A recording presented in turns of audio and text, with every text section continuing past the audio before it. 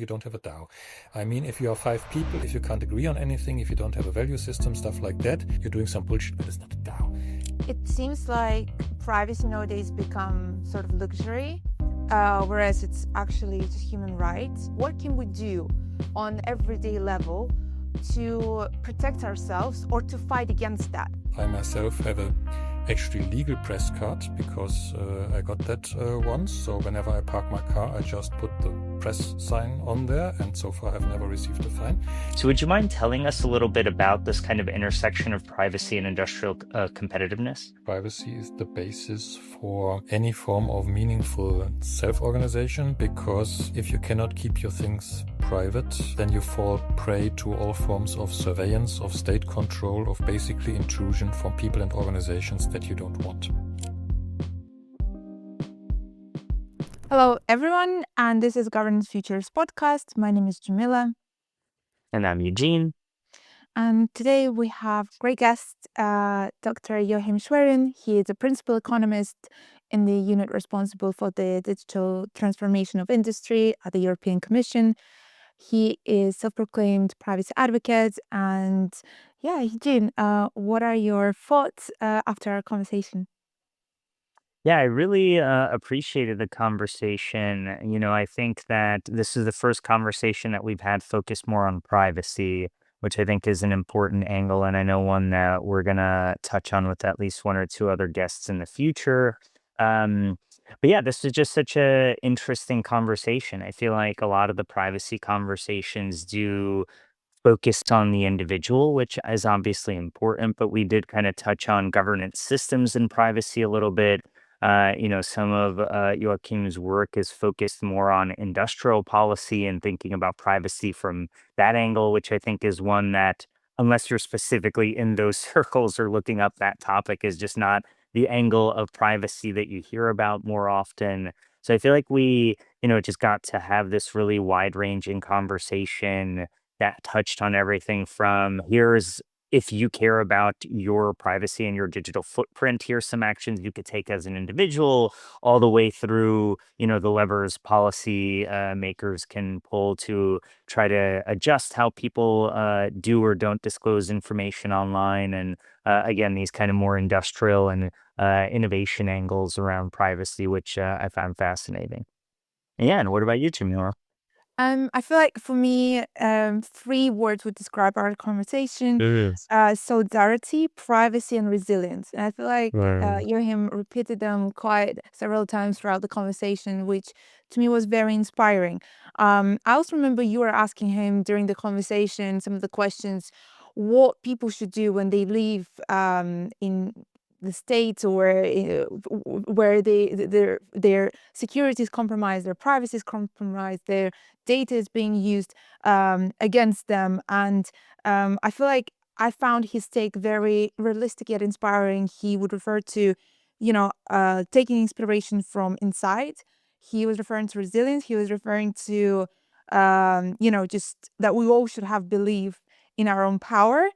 And it was great to hear his book recommendations, which I'm not going to disclose. And if you're interested in the conversation, you'll wait until the end of the episode to hear what are those recommendations and some of the more insights that we got by speaking to Joachim. Yeah. Yeah, and we have a guest in the intro this week. I guess he couldn't help but come say hi because he just really appreciated all the focus on privacy and making sure that no data leakage. So I already disclosed his gender accidentally. I won't even say his name to preserve his digital footprint. But yes, puppy approved episode. And so if you also approve of this episode and the podcast, please like, subscribe, and share with a friend.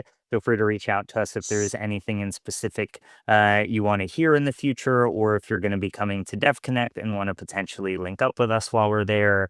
And otherwise, please enjoy the conversation with Joachim. Hello, and thank you so much for joining us today. Joachim, you are a privacy activist. You have background in economics, policy, institutional design. Let me ask you first question. How did you end up in blockchain, and what does it mean to be in blockchain governance for you? I ended up in blockchain because it's the most wonderful thing for me to do, and I'll explain in a second. First of all, happy to be here. Thank you very much for the invitation. Indeed, you said it. I've now reached a certain age as an economist in various functions where I might say that I've seen all the sectors and ecosystems that we have in the world out there. That is because of my academic career until 2001. Then I've been working in the European Commission since the last 24 years. And in this context, I've been doing industry and competition policy, access to finance, blockchain and crypto. In the function for competition, for example, when I was dealing with mergers, antitrust, state aid, I've seen cases that really relate to everything that is in the world out there. And all of this is interesting, but when you reach a certain age, I think you dedicate your remaining time to a topic that is very close to your heart. And blockchain and especially decentralized governments is very close to my heart because as an economic historian, I think that we are at a tremendously exciting point in time. Because for the first time since at least 500 years, we can get humanity back on track where I think people want to be. And I need to explain that a little bit. So when you look at human history, humans started self-organizing their activities within local communities throughout all times. They created first settlements, they created first villages and cities. And all of that was indeed self-governed, was self-organized, and followed rules that were agreed among the group according to their specific preferences. So they didn't wait for the state to tell them what to do, but they just went on to solve their daily problems. And this went on for a while until, and let's not go into these details, some Egyptians invented centralization for some opaque reasoning. And then we saw a history that accelerated over the last 500 to 800 years, where the responsibility of small and local groups or the individual itself always became less and less because we see a world that is growing in a more complex way, where intermediaries of all sorts, banks, insurances, but also administrations come into the system to solve a lot of problems that previously have been your problems. And one might think that all of this is good, but in fact, it is not. And it is not because I think personally, and that's as everything I say here, my own opinion, we are now living in a world where basically people are so disconnected from actually the ability to actively influence the world according to their preferences that this is causing a major problem. So we think that when it comes to governance, our role within what we call democracy is to vote every 4 years and otherwise let other people decide on whatever we do. We are getting more and more disconnected, also even in a digital environment, because people then stay at home. And nothing of that is really similar to what people have always done before, that actually you look at yourself, you decide what you like and what you don't like. You chose like-minded people with whom you form a community. And then you decide to do something based on your value system, on the spirit of the community to, let's say, indeed move in a specific direction which you like. This is what cooperatives have always done. This is what local communities have always done. And this we have lost over the last 500 years when we had all these intermediaries, as said, creeping in. And now everyone is looking to the state and ask for a solution where we see that every day we get less and less solutions from centralized systems top down. Blockchain is finally the enabler that we have waited for in order to get rid of our chains. And what blockchain does is it allows to scale the local communities that have always been physically restrained, that they had to know each other very well in order to be able to trust each other or in order to be able to understand what the other one is doing. And this function of coordination and trust, of immutability of the inputs, is now provided through the blockchain, because the blockchain guarantees in a distributed way that everyone has the same information, that no one can mess around with that information, and that actually you can come together and self-govern yourself by voting on a daily, an hourly, on whatever basis where you have to decide on doing that in a safe way and creating spaces where every community can live in a safe environment. The digital space is endless in terms of size, in order to do and decide what people want to do. This is a liberation. This is something that is an absolutely fantastic opportunity for us to get more engaged and to really be who we are inside ourselves without waiting for approval from anyone to tell us who we are. And this is something that I find so beautiful that I don't see blockchain only as a technology. I see it as a societal revolution. And this is why I have decided to devote my time and efforts to this, because I am very, very privileged to live in these times to do so. Thank you so much. I have a question in relation to politics and policy, and let me try to phrase it. So, personally, when we talk to our guests in our podcast, sometimes we touch upon politics and crypto, regulation and crypto. To me personally, I feel like everything is very much political.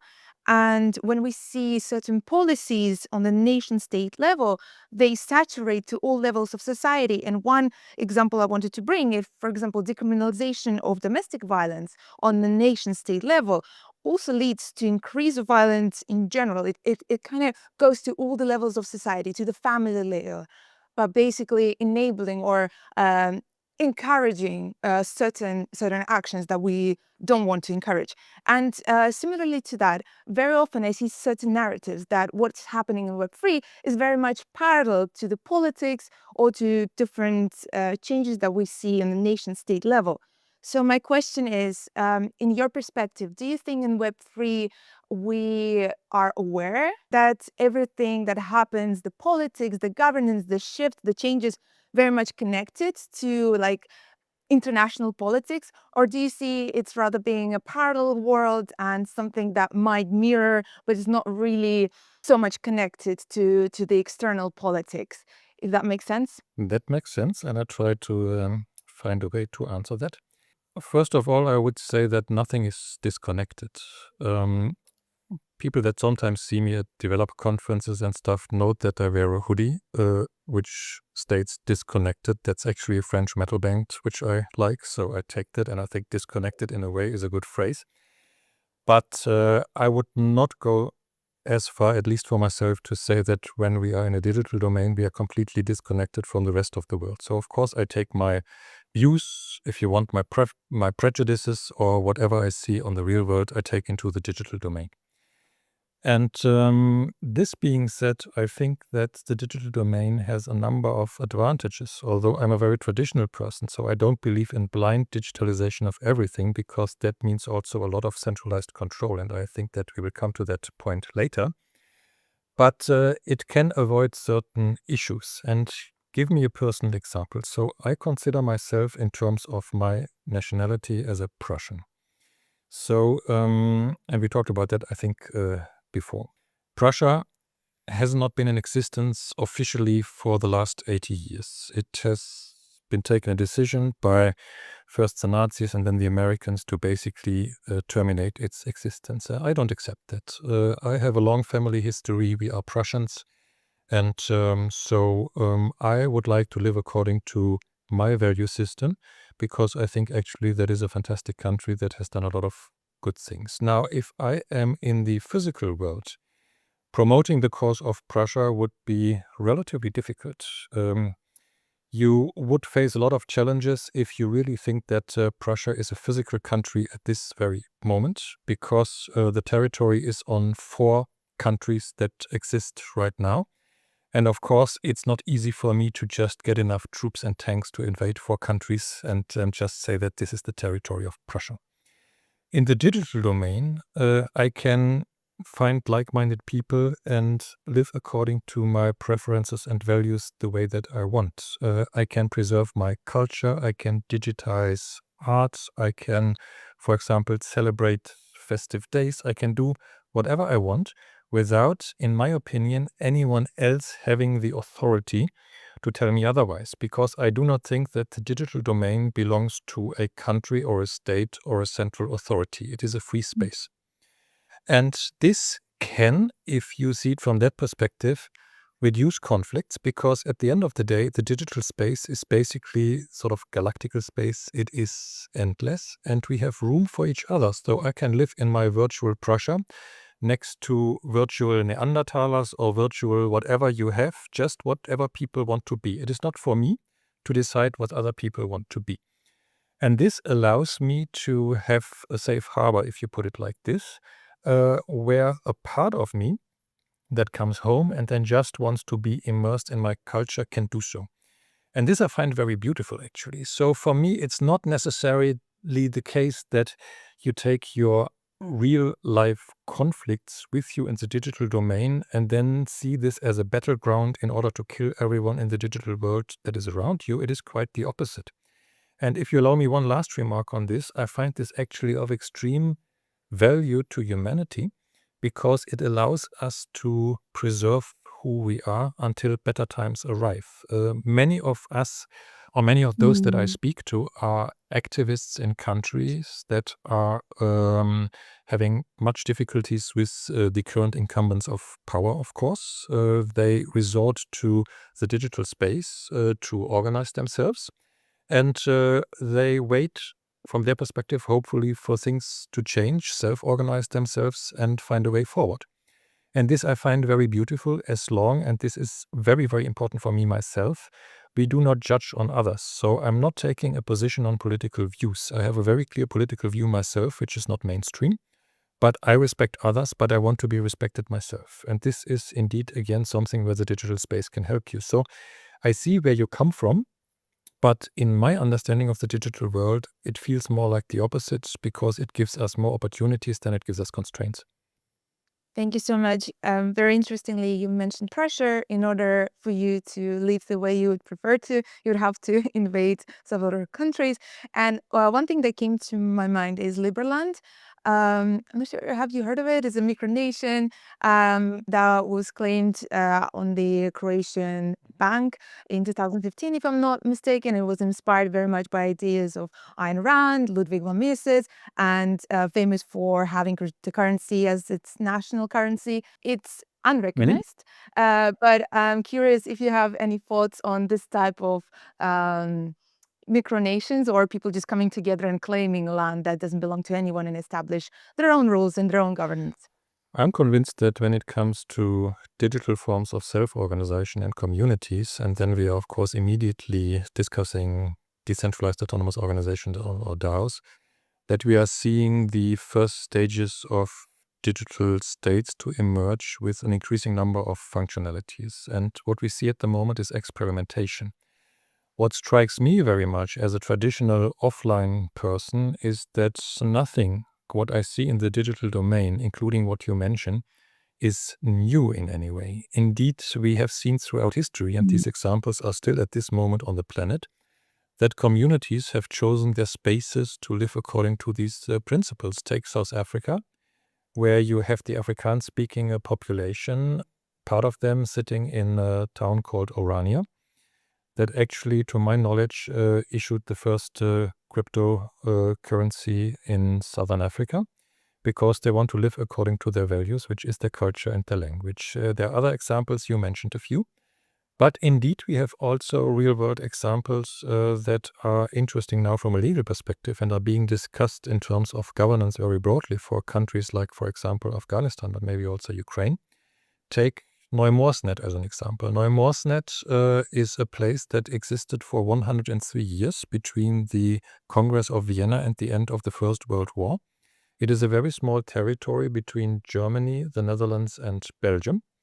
And basically, it is a mine for a specific commodity that was of strategic relevance. And during the Congress of Vienna, the neighboring countries couldn't agree to whom belonged that mine, which resulted in the fact that at the end of the day, they forgot about it. So for 103 years, this nationless country, without having any law, was occupied by mine workers, criminals, and prostitutes.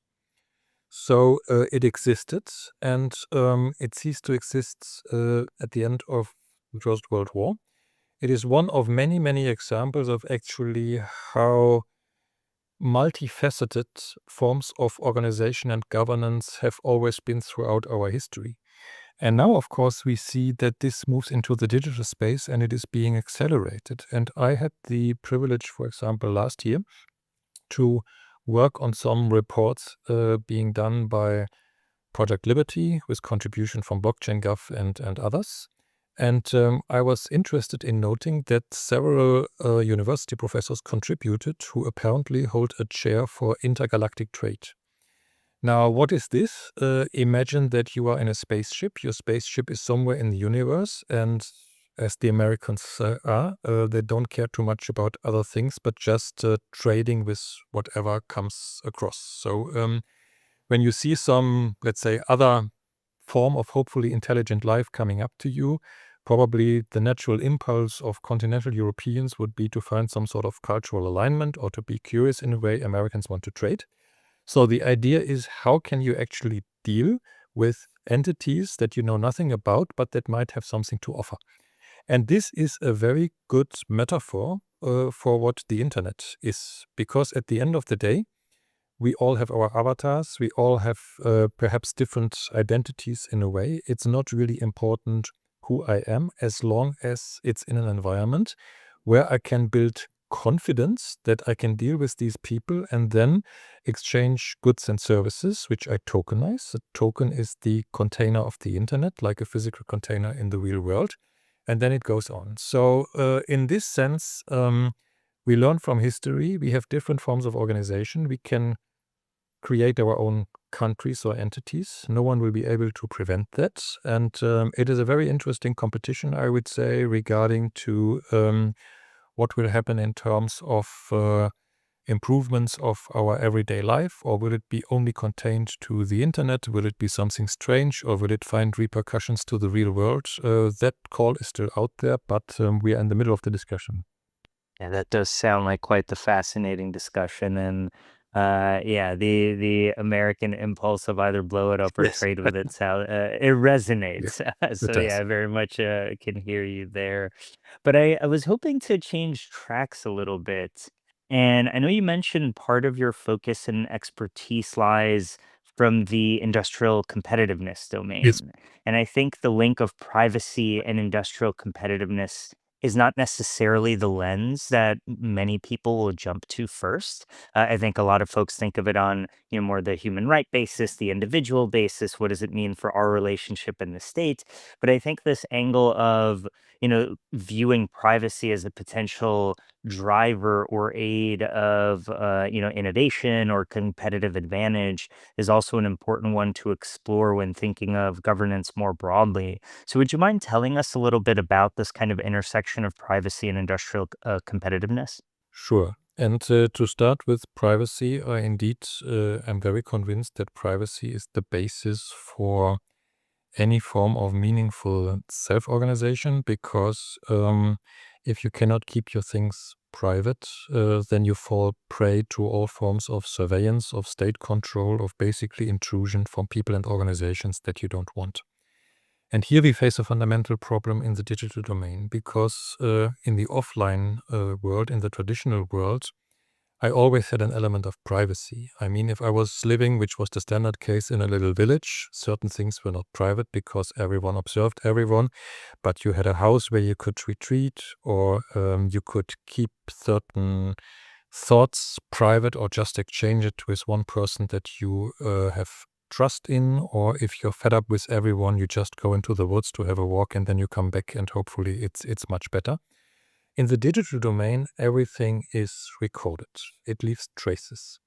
And we know that, of course, we have this discussion at this moment a lot on how we can actually use privacy-enhancing technologies to at least safeguard a certain level of privacy. I attended a conference a couple of days ago where we discussed the interplay between blockchain, artificial intelligence, and quantum computing. And it's very interesting for me to say how, for example, the Bitcoin community reacts to that. Actually, I think that blockchain is a fantastic solution to the upcoming problems created by quantum algorithms, because distributed systems are much less prone to attacks by mere calculation power than are other centralized systems.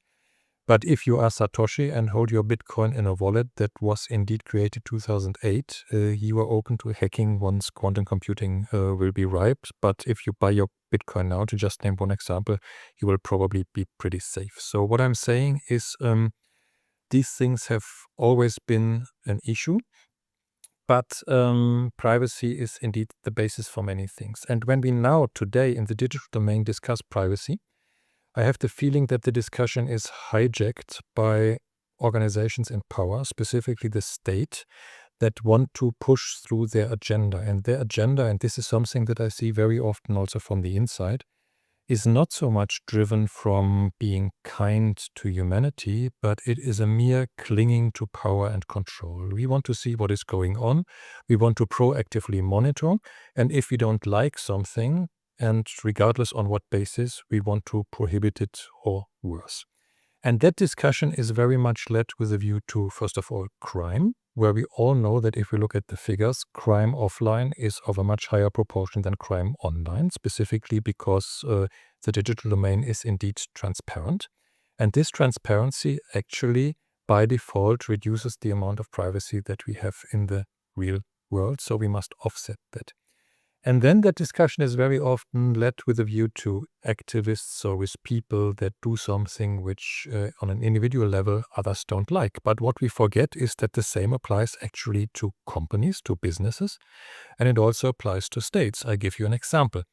Everyone knows that I am a very big supporter of privacy coins and mixers. I am very much in favor of not only having them, but extending their function, because I think privacy should be something by default. You will not find easily people in the official domain that speak about that, but I know a lot of companies, very, very respected and big European industrial companies that use mixers. Now, why do they use mixers? Because they engage in new projects with new suppliers, with, let's say, parts of their value chain, where they start building up new product lines, for example. The payment is a digital payment. The transactions, the IP is secured through tokens, and they want to avoid that their competitors go to some analytics firm and just track the transactions and the metadata and tell them with whom you deal with. So they say, okay, we're using all these obfuscation technologies in order to keep our stuff private. And this is also something that we saw in the metaverse. There were a lot of people when the metaverse came about that thought it would be a fantastic idea that we all run around with these extended reality glasses. And then they were surprised that no one serious in the business world is inside their companies using these glasses. Why? Because they could as well live stream all their internal things on YouTube. I mean, at the end of the day, it just fails to protect your business secrets and your privacy. So privacy is a concern to everyone. It is even a concern to states that pay a lot of networks where others are not supposed to see anything through the use of these technologies. And I think that privacy as such has this double function. It is an enabler of activity, of progress, but it is also something extremely fundamental that we desperately need in order to balance the increased opportunities for states to control citizens by having something that provides a shield against too curious people outside where basically they don't need to know anything. It seems like privacy nowadays become sort of luxury, whereas it's actually just human rights. And I don't think anyone gets surprised anymore when we get random calls and we don't even question, where do they get my number? Why do I receive so many spam emails, messages, very often containing my name and government name? And I'm very surprised, but it also irritates me a lot. So what would be your advice as a privacy activist? What can we do on a very, very like everyday level to protect ourselves or to fight against that? I have I'm very annoyed that perhaps my mobile provider has leaked my personal data. My bank is probably leaking my personal data as we speak. So could you give us any tips? How do we fight against that? How do we protect ourselves in a very kind of like everyday basis? There is not one simple answer to that, but in my opinion, it's a spectrum of things. And it leads also back to the question on industrial competitiveness. It is the same for citizens too. Not saying that citizens need to remain competitive, of course not, but the whole mixture of doing something meaningful and realistic in your life on the one hand side, on the other hand side, to protect yourself against extreme, is someone that we all face, and people find different positions in this spectrum. I know a lot of people that are concerned about what you say, but 95% of them are not active people like we are and just continue using their Facebook and Instagram and whatever for all sorts of stuff. So for me, I do a number of safeguards which do not fully protect me but make life for others hopefully a little bit harder. I have a mobile phone that doesn't have any internet functionality. It is for friends and people that I work with. I'm not on any social media. There are sometimes fake accounts, but I'm never on any social media in any way. I have arranged that all my private communication runs to servers in countries that have no agreements, for example, with the United States or the European Union. That I'm fully protected with my VPN, with my Tor, with an arrangement of stuff where basically I can't say that I'm as much expert to say it's impossible to breach into that, but it makes life pretty hard, and I think that should be normal. When it comes to finance, I prefer either paying cash or with privacy coins. I know that sometimes compromises have to be made. So, for example, here in Belgium, where I live, if you want to take a bus or if you want to park your car, the only thing that you can do in order to remain within the limit of the law is to make some movements with your debit card, and then something happens that you can't control, and then you've made the payment. You have no oversight of what actually happens. You have no other alternatives. So either you do that or you find certain alternative ways. I myself have a actually legal press card because I got that once. So whenever I park my car, I just put the press sign on there, and so far I've never received a fine. I mean, this is now a little bit funny, of course, in a way, but people need to be creative. That's what I mean by an activist. It might sound strange that I call myself a privacy activist, but a privacy activist to me is not a silly person that puts glue on their hand and then gets to the screen and never gets the hand off the screen again and stuff like that. But you need to be a little bit creative in annoying people within the limits, but also take precautions. Have a certain amount of money in different places, be prepared for things to happen, secure your computer, follow the very, very, very good online platforms where they give you advice on how to encrypt and how to do certain things. And bottom line, of course, never, never, never disclose any information that you might at a certain point regret. Once a thing is digital, it will remain digital, and at a certain moment, someone will have it. And that's the bottom line of this. So we might all have been a little bit naive in the past, but at least I have always taken care since the advent of the internet. I've said a lot of very hard things, especially as a football journalist, which was my hobby. So I said very negative things about other football clubs, and I'm very happy that I said this. And if you find them on the internet, I still subscribe to all of that.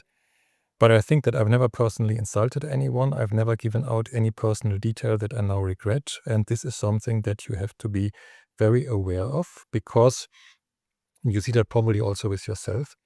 You can trust a lot of people, but this brings me back to governance, if you allow me to say one sentence indeed on that. I have a lot of people that come to me and say that, Joachim, I have a DAO and it doesn't work. What can I do? And what these people do most of the time is, and I had an example again recently, 5 guys coming to me and saying that this is a conference, we are here, we normally live on different continents, we can't agree on anything, so our DAO is not working. So what did I say to them? You don't have a DAO.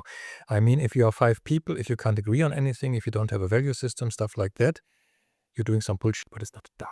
The end of the day, a DAO is never started by an airdrop of some silly tokens and then you have a DAO. A DAO is started by a meaningful interaction, mostly offline, where you get to know someone, where you develop a joint vision, and then you implement a tool to basically go in the digital domain and do whatever you have to do. So it requires a certain foundation, which is in the trust and confidence that you build in concrete people, and then you can go on and protect yourself in the digital world. But it is never that you randomly search the internet with a bottle of wine in the evening and find some funny faces and say that let's do something. This is not realistic.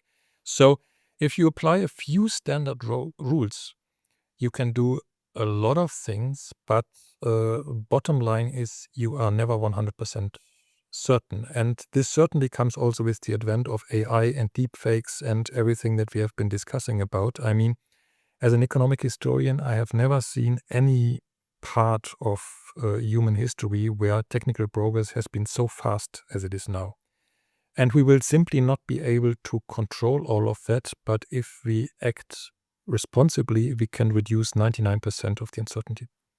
I would just like to invite everyone to become more active and test these things out for themselves. I mean, I don't have the expectation that everyone now becomes a radical and starts the next friendship group, which was, in my opinion, a disaster anyway, but that you take control of your life. If technology does something and if digital tools do something, they give you back parts of your lives that you haven't possessed before because others had occupied the territory. And for me, I'm completely stupid when it comes to digitalization. I mean, I've never learned programming and my computer is a nightmare. And the maximum level of expertise I have is that I have learned MS-DOS 30 years ago or something like that in a way, so I can't do anything useful. But even I myself can do a number of things on the internet, and the young generation does that automatically. And this is something where actually I would be curious also on your take on this, because you ask about the big organizations, you ask about public service, you ask about industrial competitiveness, and I must agree with you that we have a lot of practical problems because people have misunderstandings of technology, people don't use the opportunities. But the one thing that gives me massive hope, and the one thing that actually fully convinces me that I'm doing the right thing and that we get there, is that now we have a young generation that is growing up with the internet, is growing up with blockchain, it is growing up with games, it is growing up with tokens in all different ways. And we will have the same thing that we had after 1968, when certain political groups were creeping through the institutions and the government 30 years later. This will happen with crypto. What we are talking here is in 20 years the mainstream. It is just that we have to survive the intermediate period between being still controlled by the legacy system until the legacy system is dead and we are in the position of the legacy system and hopefully don't become as corrupted in a way, but we get there. But the transition is the interesting thing, and the transition is in a progress every year because it's people that are growing into the system. I really appreciate that you provided some of the examples, which makes me think that, well, you don't have to be an activist. You don't have to actually, maybe understand a lot to care about privacy and to do those small acts of resistance every day. As you said, taking control of your life, choosing the service providers, or choosing the way you're making payments, or where you are purchasing goods and services. I think that is very important. Also, if you allow me to add on that, Jamilya, you just need to stand your ground. I did a financial transaction over the weekend, 100% legal within the European Union.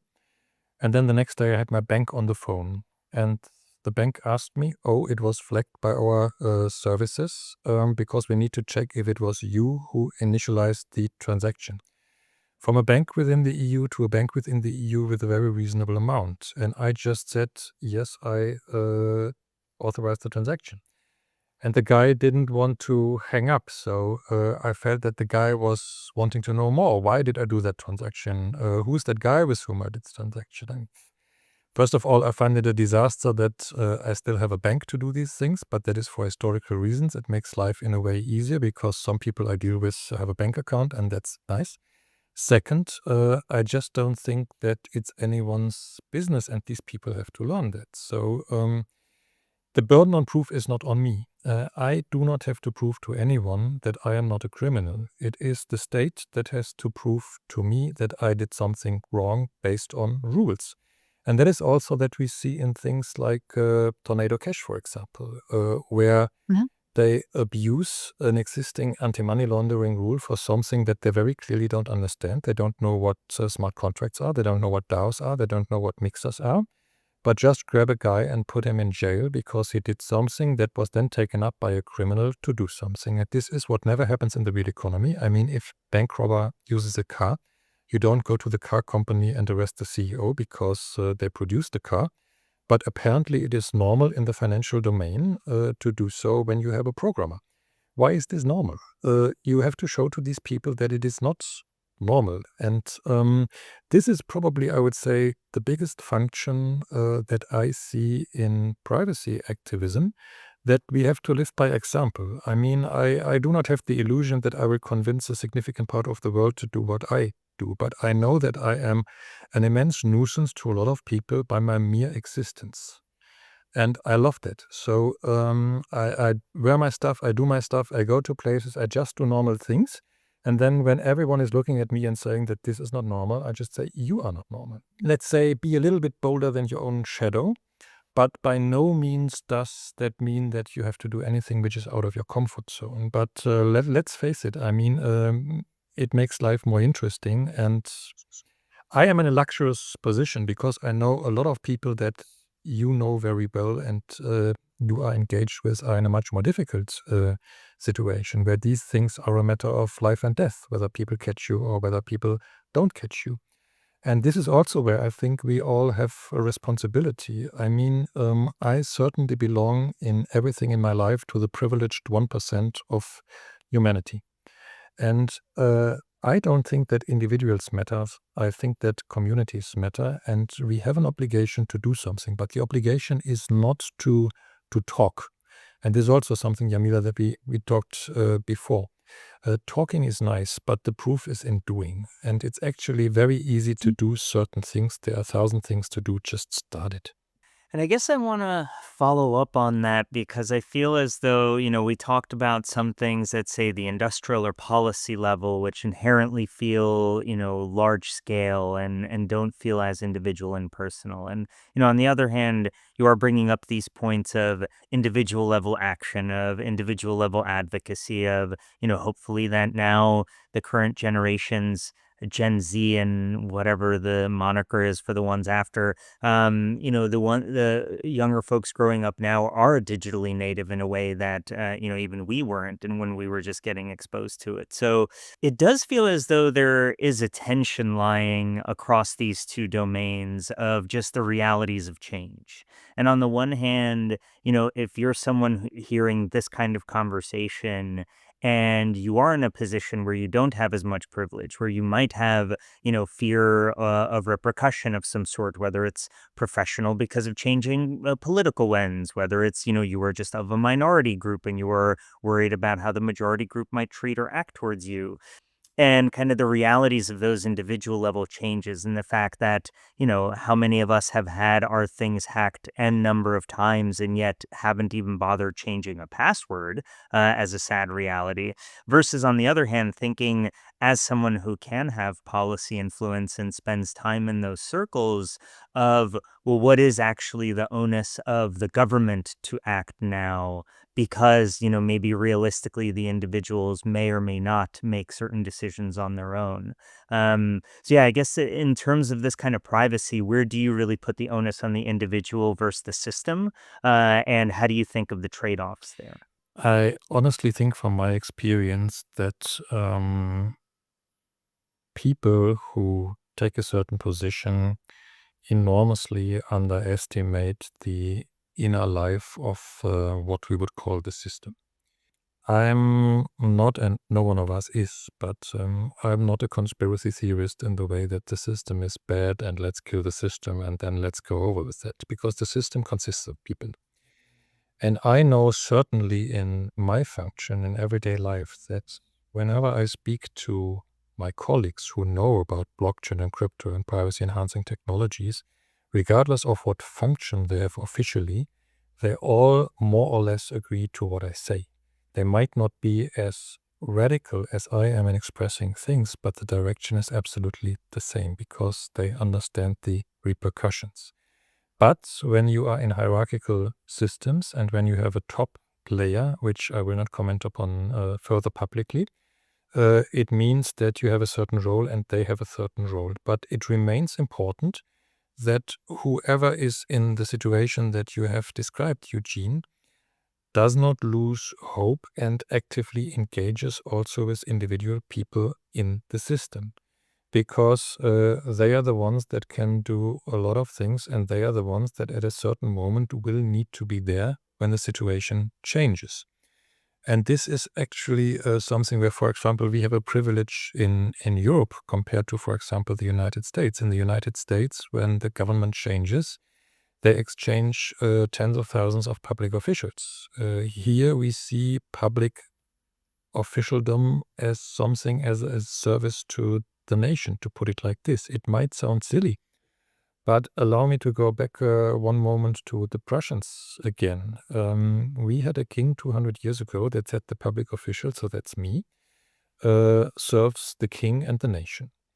If the king and the nation disagree, he serves the nation. And this is how I see my role. I do not see my role to creep into anyone's ass. I see my role as taking an opinion of what is in the public interest, because my salary is paid by public money. And then I need to do the best responsibly to serve the public interest. And the word here is serve. So as long as I do that, and I'm not perfect in any regard, I think that we can still achieve something, and we should avoid a confrontation to the extent that this is possible, where we are too confrontative, because people have to develop an understanding from both sides. People in power have to understand that you cannot wipe away all this blockchain, Bitcoin, crypto thing, privacy technologies. They are there. They will be there if you like it or not. But also, people in the Web3 community have to understand that we still share the same planet, and that from a social perspective, it is better if we work with each other than we work against each other. Now, I completely agree that there are periods in history where the talking doesn't help anymore, where we are basically having a situation like conflict and war out there, where actions have to be taken. But luckily, these are hopefully limited periods of time, but we see that more and more, and this is a matter of concern. At the conference I was last week, I met a friend who comes from a certain country more towards to the east. I'm not saying which country and which person, and he looked at me pretty much in shock, and he said that, Joachim, I'm really concerned.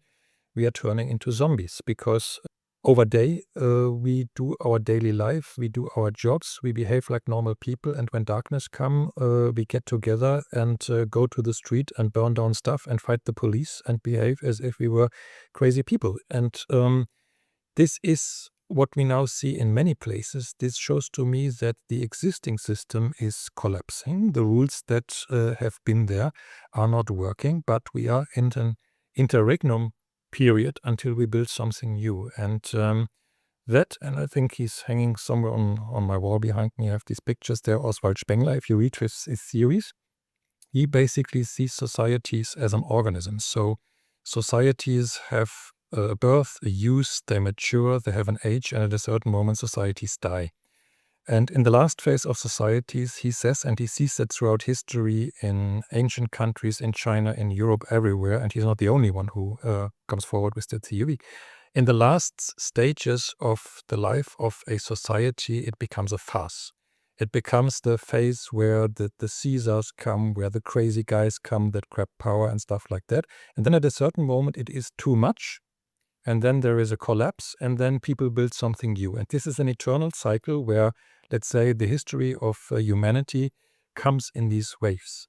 And I have a very strong feeling that we are pretty much at the end of one of these cycles, but I'm not negative about that. It's a natural thing. And we already see the seeds of the next wave flourishing. We really see it. I see it everywhere. I see it when I talk to people. I see it here when I talk to you. I see it in all sorts of contexts. And we just have to believe in our own power to be that little seed, to create our first leaf, to grow a little bit, to connect, etc. And then we will be a wonderful organism at a certain moment again. So keep the hope, keep the big picture, do what you can. And that's the best contribution that you can do, regardless if you're in industry, in public service, in private service, wherever. And I guess one follow-up that comes to mind there in recognition of what you're saying, because, I was born in the former Soviet Union. My family immigrated to the US when I was a baby. And just the world has changed so much in the last 30 to 40 years. And, things that seemed unthinkable in certain places are becoming within the realm of possibility, if not commonplace. And so, it feels as though we were having this conversation, let's say optimistically in the late 90s, early 2000s about the future of privacy tech, that it seemed, and maybe I'm just taking the current pessimistic view backwards, but it seemed like there would have been more optimistic times to discuss them because, now we see nation state firewalls, we see, attempts at blocking encryption software, we see, backdoor vulnerabilities being amassed by certain nation state type actors, and we just see a slew of behavior that in many ways it can preclude one's ability to even exercise privacy in the digital realm.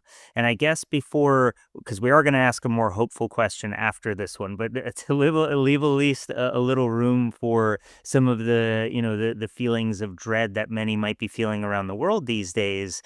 What is your personal advice to folks who are maybe in environments where that's not the US, that's not EU, where we can still download Signal and get all these tools as readily? Kind of what is your uh, what is your call to hope for those who are feeling most hopeless right now? You put a lot of responsibility on my shoulder because bottom line of, in my opinion, what you are asking is to realize a disconnect between a long-term hope and I would say an assurance because, as said, I'm an historian. I think in long terms, and we've seen all of that 100 times what we are seeing now.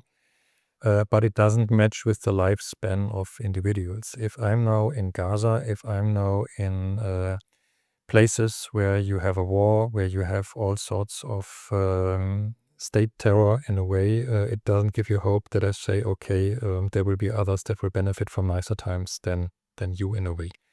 That is completely taken for granted. I would still say that the best assurance that you might have is not to look to the outside world, but to look inside you and ask you who you are and on whose shoulders are you standing. And if you put that reliance solely on the internet, in my opinion, you will fail. I was born in a time where there was no internet. But my big hobby in my youth was radio. And imagine that when you had a shortwave radio, you could listen to radio stations all over the world. And during the Cold War, my father was in the army. I was a member of the listener club of some of the Eastern European countries. I got letters from Libya, North Korea, and whatever country. You had a German news broadcast every evening, both from Iran and half an hour later from Iraq when they had a war with each other, to just listen to that. You could listen to anyone, and the worst thing that could happen is that some country put a jammer on the main frequency, which meant that the other ones went 5 kilohertz up or down so that you could listen again. I know, and my father told it much later, basically just last year, that when I was young, he had a lot of discussions with the Secret Service, asking what his son is doing, because he was indeed in the military. He was one of the guys that built the tanks that are now being used by everyone, the Marder, the Leopard, and stuff like that. And I was chatting with the whole world, regardless of what their opinion was be. Not a single person at that time came to the conclusion that they had to do something about that. And now when we have this wonderful internet, everyone is erecting walls, is trying to shut down things, is doing like that. So what I'm saying is we have to be resilient in a way that we don't only bet on one horse.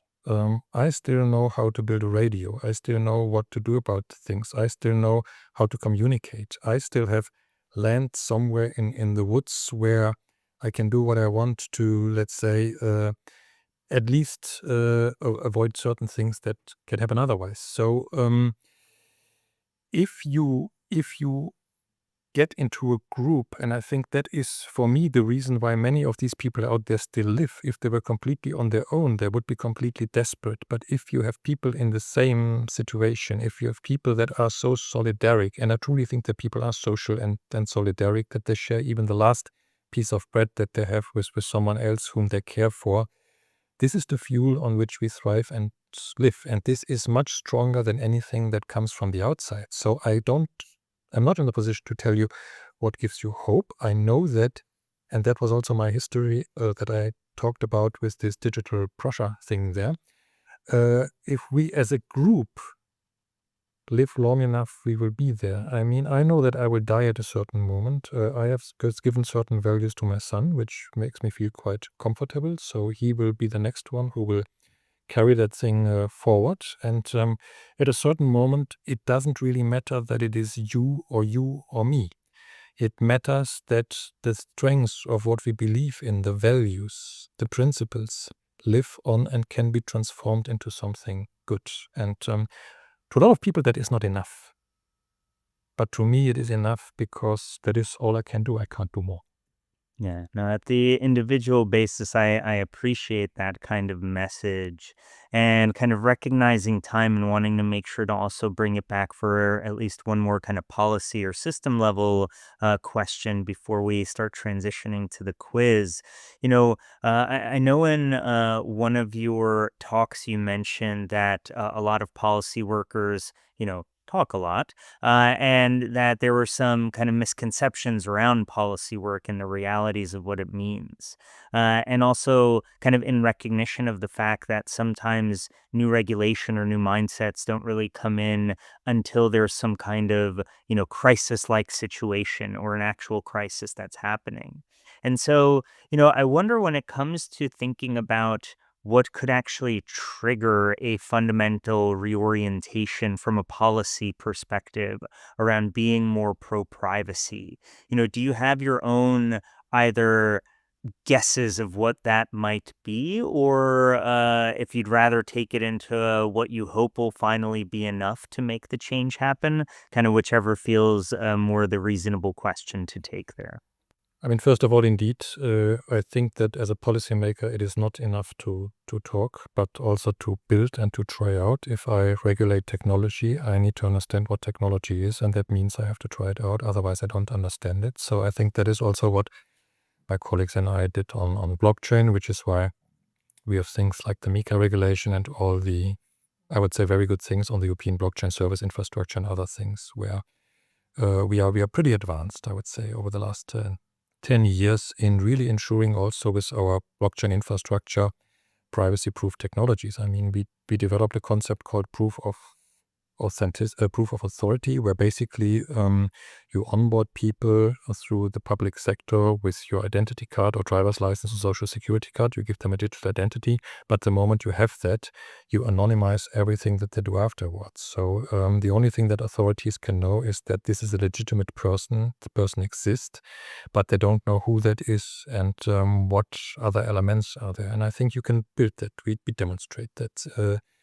This is a very strong point moving forward. Now, to be very honest with you, Eugene, is I don't have confidence that people in power will understand the value of privacy-enhancing technologies, which has nothing to do with the substance as such, but with the willingness to learn. Because my experience is that, for example, when you go to a politician and speak of permissionless blockchain, that person immediately gets the shiver because they think that permissionless is anarchy, and anarchy is attacking my privileged position. And that is very much also with other technology. I would like to avoid the other extreme, which I hear a lot, that it needs a complete collapse in order to rebuild from the ashes. I would like to avoid that. What we are discussing here is turning into a broad and very much patchwork movement, which is accelerated by certain crises. I mean, there's a line of argument to which I also lean, that at least to take a country as Germany, for the last 15 years, we see a sequence and actually convergence of crises. So we had the financial crisis, we had the migration crisis, we had the pandemic, if we call it like that. We had now all sorts of economic and other issues. So people are experiencing more and more crisis situations. And in every crisis, certain groups of society are excluded from the mainstream because they take a different view. So first of all, we had these famous 6 weeks in the financial crisis after the collapse of Lehman Brothers when the Bitcoin white paper came. And then crypto was taking off, but it was also seen as something suspicious. In the migration crisis, it were certain political parties that were seen as suspicious. During the pandemic, it was those people that didn't want to be vaccinated who were seen as suspicious. And especially in Germany, Belgium, other countries, a lot of people that I know in school service or in health service lost their job because they didn't want to get vaccinated. So every crisis, the system is losing more of its people. At a certain moment, you will have a handful of people left that are somewhere sitting in the trenches and try to cling to the power. That is the moment where the others will take over, and it will happen. The question is, how does it happen? What gives me courage is that through every one of these crises, people are more and more discovering decentralized technologies, peer-to-peer platforms, privacy. So, for example, in the pandemic, there were networks popping up, and I know them very well, where people that had lost their job got together autonomously and just provided services from home. So they provided educational health services from home. They got the payment through these channels, and officially they didn't exist, but they could make a living. And people are gaining more experience with things, specifically also in countries that are authoritarian. People resort to these domains and they gain experience, and at a certain moment they accumulate power. So this is the way that it works. And I would say that in this regard, we are indeed very clearly on a trajectory where the centralized legacy system is every day losing power, and where the other ones are more and more getting their act together. The big question, of course, is what will happen at a specific day when this switches, because it is not enough to be aligned in opposition. The moment that you have the power, you have to do something, and this is what needs to be prepared. And this is where I hope very much for a very proactive alignment also of people to think in these terms and prepare themselves. Preparing is not only what we're discussing on privacy to defend against something. Prepare is also to fight for something. What I would like to have the moment that I can actually do something. And I have a very long list in my drawer what I want to do when that moment comes. So we are prepared. And so I wanted to kind of last question before transitioning to the quiz, to maybe be a little more explicit around that moment of, whenever that moment does come up, it's the transitioning towards the future state of governance. I did just want to make sure that we kind of laid out as much as possible some of the features that, you hope to see in this future state that feels as though it would honor the kind of principles of the privacy preserving elements that you hold dear. One element that I find very strong in terms of what we are discussing is that, and now I speak only for the Central European countries, every third citizen is still engaged in a traditional cooperative, actively or passively. So people, whether that is in finance, whether that is in agriculture, whether that is even in industry or certain services, know how that works, but at the moment they still lack the education to use the digital tools in order to educate themselves and leverage that power. So what I find particularly important is the governance mechanism, the self-organization, for example, the voting mechanisms, who is in power. I mentioned that Product Liberty report that we did last year, where we looked into the tools that are available for having everyday self-governance through a democratic, decentralized process where people can voice their opinion and can find a consensus. And I want to say two things about that. First of all, what I learned during the work of this report, and it really structured my mind, is that when we self-organize ourselves, we face three principal trade-offs. And we have to find a position within these trade-offs. So, for example, one trade-off is inclusivity versus the speed of decisions. If we have to react quickly, a decision has to be taken, but that means that we can be less inclusive. We cannot wait until the last one has come to opinion and voices that opinion, etc. And as a group, we have to see how we position ourselves. Do we really value inclusivity that high that we ask everyone for an opinion until we decide, or do we designate power to certain people or a certain mechanism that take this up. A second trade-off is the human-centric versus the machine perspective. So when we look at smart contracts, is a smart contract really something where code is law? Or is there a chance for the human-centric element to come in when something goes wrong? I'm not saying that there is a very clear answer to this, but we need to take decisions on that. Do we trust the human? Do we trust the machine? Interestingly enough, 20 years ago when I was working on industrial policy, this was precisely what separated Boeing and Airbus as the two big plane producers, because what Airbus does, and I think now they are proven right after 20 years, when the pilot wants to do something different than the machine, the pilot decides. The pilot overrules the machine. Boeing designed a system where the machine overrules the pilot. 20 years ago, they had the same number of accidents. I don't think they still have the same number of accidents. So that's an interesting perspective. So whatever trade-off there is, you have to come to an agreement in your group where you position yourselves, and then there are digital tools. So I will restrict myself to one example. The holy cow of the existing cooperatives is the principle one person, one vote. They really the first thing that you hear whenever they have a cooperative, one person, one vote. I find it silly. Sorry. I mean, I think it's a democratic principle, yes, but what do you do with someone who for half a year hasn't done anything for the group? Does he still have one vote? I don't think so. So when you have a smart contract, when you have a digital tool, you can fine-tune that. You can say that nothing done over the last 4 weeks, we deduct 10% of your voting power, or we do certain other things. I mean, these are decisions that have to be taken to be prepared. And I think if you actively discuss and agree of that, you get a very strong group because the group agrees on the principles of self-organization and on how they govern themselves. And then they are prepared to do the necessary thing. And this is something where we can do this already right now. As said, every third European citizen is somehow involved in these groups. We can work with them.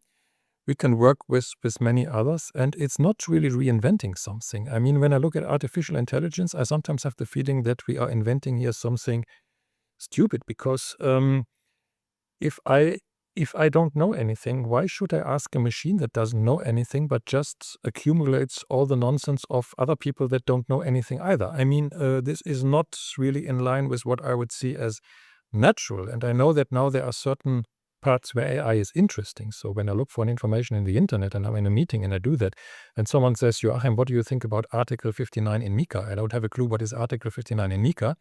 I just type, tell me what is Article 59 on MiCA, and then I see the thing, and this is nice. But that's not really artificial intelligence. But on these things here, blockchain, crypto, privacy-enhancing technologies, you don't need to convince anyone because it is embedded in us. It is the principles that we like, that we have been accustomed to. And so there's an open door if you really engage with people to discuss with them, but you have to take them seriously. You have to get them from one point.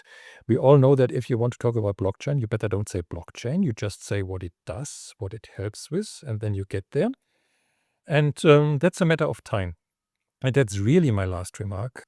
At the end of the day, it's really demographics. I started my academic career after the fall of the Iron Curtain. I went to a university in Saxony at the time, and they took the decision politically to basically destroy everything that had been there, from the companies to the universities, and just put us Western people in there to tell them how they need to do their stuff. A major disaster in a way. But we built it up. And I did my PhD on innovation and growth in transition economies and how we can do that. And at the end of the day, you can design any sort of model that tells you how you get innovation and growth in a system that was centrally planned before. And the bottom line is, you do not manage to convince the business people, the people living there, from the beauty of the market economy, if it has any, which I doubt. But the people in power just die, and the next one go in that and occupy the territory. It is demographics.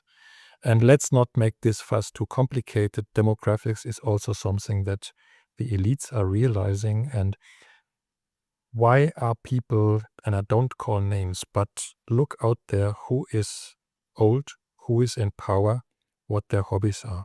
They all are in a club and investing money in some scheme to live eternally, to somehow leverage their pitiful existence into the next 100 years or into some sort of design that lives on, because they're just afraid to die and just afraid to lose power. And this is the natural thing to happen at real life. I wish we could continue our conversation, and thank you so much for highlighting so many things and also giving us a little bit of hope. Feel like a priest, I'm sorry, but I still am a technical guy, so No, we love it. It's touch the screen. actually, Mr. it's Genesis great. video. Touch the screen and you'll be it. Is there anything that you would like to maybe add before we move to our final part, our quiz? No, the one thing that I would really like to stress, but I think we touched upon that before, is overcome the division. As said, every one of us has very strong beliefs, and I think you are entitled to your beliefs on who should have what identity and whom should marry whom or not, and what country should have what border, etc. And if we go on like this, we'll never agree. But the situation that we face is too serious for continuing all this nonsense. I mean, I was born in a city in Germany, in Koblenz, which was the biggest garrison city in Germany. We had a population of 120,000 people, 12,000 soldiers. And the reason why all these soldiers are there, because we regularly started our holiday trips to France from that part, and to invade a couple of neighboring countries. Now, if you look at the border between France and Germany, it is, with certain exceptions, the same as it was 1200 years ago. Why did all these people die? And that is something I think that we need to remember. We can continue with our beliefs to which we are entitled, but if we want to do something meaningful to tackle the abuse of power that is really constraining our resources for all the daily activities that we need on this planet, we have to get together. And that is something that I want you to reflect upon. It is so easy to get together. Just start with one person. I mean, I always get the question, how do I start? My answer is, talk to the next person. Find one person that you can discuss with and find a way to do something. It doesn't really matter what it is. It's the crowd effect. It's the crowd effect where we really get the power. And this is something that I really want to convey. You don't need to agree on anything what I say. You have your own beliefs. But if you want to do something, start it today. Thank you so much. Great. And thank you for ending with this hopeful and powerful message. Now it's the time for our quiz, and we will ask you a couple of questions. And please take your time, but we ask you to give us just one word as an answer. It could be hyphenated. In practice, it's very hard, but try to keep it to one word or abbreviation. So, the first question is, if someone wanted inspiration on how groups can self-govern and coordinate, which one book would you recommend to read? Kant. That's not a book, but I have only one word, and he hasn't written any books that only have one word. But my economics student always asks me, which book should I read, which economics book? And I say, read Kant, Fichte, Hegel, Schopenhauer, Nietzsche. I have them all hanging here in my office, etc. Because the bottom line is the fundamentals of society. It's not economic theory, it's not legal theory, whatever. Read your standard philosophers and start thinking yourself. And actually, Kant might be a bad example because no one understands Kant. Even Kant didn't understand himself, so I tried reading him. So let me replace it by Fichte. Fichte was an activist. You can understand Fichte. Read Fichte. Great. In your view, what is one strongest reason why everyone should care about privacy? Integrity. Privacy ensures our personal integrity because we don't need to fake something, we don't need to mimic something to just please someone, but we can be ourselves. And for that, we need privacy because we're sometimes doing silly stuff, we're sometimes doing nice stuff, but we can only be ourselves when we are shielded against being watched all the time. And this is what privacy does. It gives us integrity, it gives us honor. Looking ahead, what is one pitfall from governance history that humans should be careful not to repeat? Delaying. I know that it's good and inclusive to talk and talk and talk and talk and do something, but problems don't have the tendency, unfortunately, to disappear. When I was younger, I was terrible, and my wife took a very positive influence on me because I thought when I close my eyes, I don't see the things that are there to be done. Face the things, don't accept delay. You very often do the wrong thing, but it's even with our MiCA regulation. People ask me, am I happy with the MiCA regulation? I say, well, it's probably the best bad thing that we could do. So it has its faults, but it is a text. Everyone knows it. We can deal with that. We can move forward. It's in that way, it's good. The worst thing is doing nothing, is delay. Thank you. And our signature question, what is the future of governance? In one word. Communities. Self-organized communities. We will unfortunately, or not, regardless of how you value that, we will be thrown back to that because when I will be old, the state doesn't have the money to put me in a nice environment where beautiful young ladies will do nothing else the whole day than just feed me and say nice things to me, etc., or other things on this planet. We have to take precautions and deal with that ourselves in communities. So prepare in communities. I'm not saying that you defect the state. I'm not saying that this is in opposition to everything that's going on. I think we should keep our confidence in certain things, but communities are the best guarantee that we have that at least we can have a decent life. Thank you so much. Thank you so much. Great. Thank you so much for coming to our podcast. It's been a pleasure. Thanks for tuning in.